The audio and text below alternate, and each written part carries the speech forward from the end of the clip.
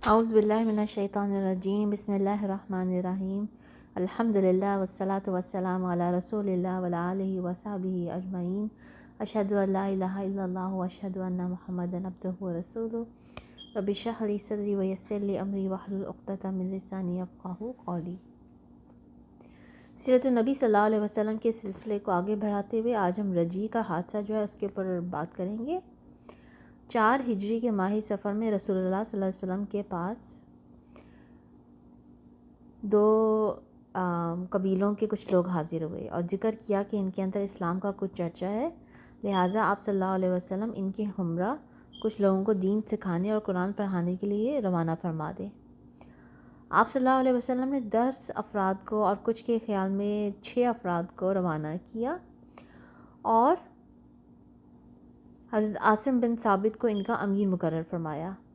جب یہ لوگ قبیلہ حذیل کے رجیع نامی ایک چشمے پر پہنچے تو ان لوگوں کے مذکورہ افراد نے قبیلہ حذیل کی ایک شاخ بنو لیحان کو چڑھا دیا اور بنو لیحان کے کوئی 300 تیر انداز ان کے پیچھے لگ گئے اور نشانات قدم دیکھ کر انہیں جا لیا۔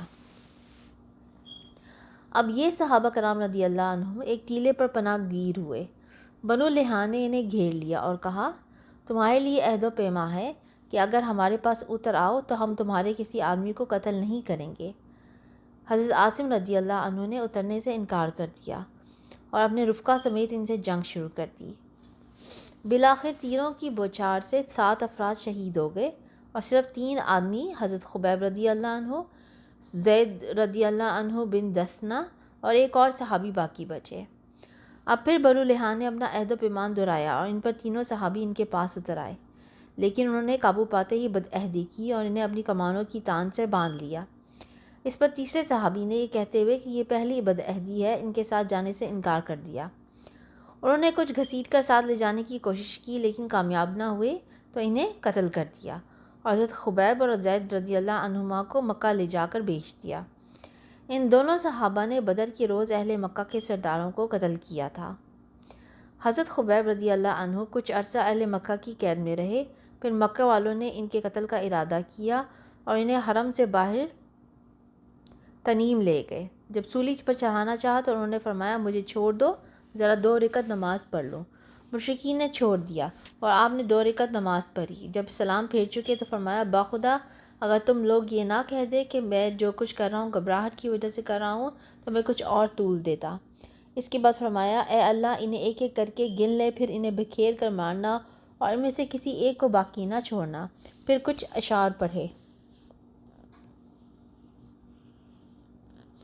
اس کے بعد ابو سفیان نے حضرت خبیب رضی اللہ عنہ سے کہا، کیا تمہیں یہ بات پسند آئے گی کہ تمہارے بدلے محمد صلی اللہ علیہ وسلم ہمارے پاس ہوتے، ہم ان کی گردن مارتے اور تم اپنے اہل و عیال میں رہتے؟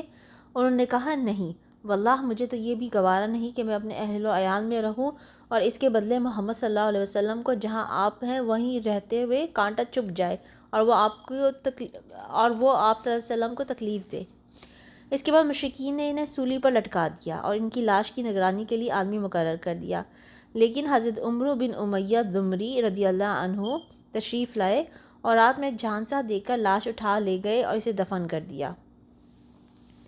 حضرت خبیب رضی اللہ عنہ کا قاتل عقبہ بن حارث تھا۔ حضرت خبیب رضی اللہ عنہ نے اس کے باپ حارث کو جنگ بدر میں قتل کیا تھا۔ صحیح بخاری میں مروی ہے کہ حضرت خبیب رضی اللہ عنہ پہلے بزرگ ہیں جنہوں نے قتل کے موقع پر 2 رکعت نماز پڑھنے کا طریقہ مشروع کیا۔ انہیں قید میں دیکھا گیا کہ وہ انگور کے گچھے کھا رہے تھے، حالانکہ ان دنوں مکے میں کھجور بھی نہیں ملتی تھی۔